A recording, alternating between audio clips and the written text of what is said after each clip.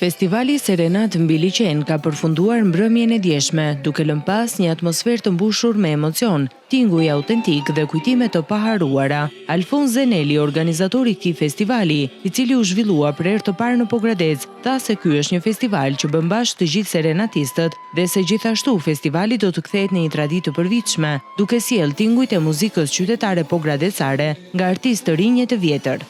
Besoj se jemi në një përfundim të suksesshëm të qëllimit që kishim për të instaluar një traditë të serenatave pogradecare në Pogradec. Ky është takimi i parë i një vazhde takimesh që do zhvillohen ndër vite. Do të thotë çdo vit do të jetë një takim i tillë tradicional i serenatave pogradecare. Në këto dy net, publiku përjetoi një mbrëmje të veçantë, ku serenatat e bukura pogradecare treguan edhe një herë fuqinë e tyre për të bashkuar brezat dhe për të ruajtur traditën.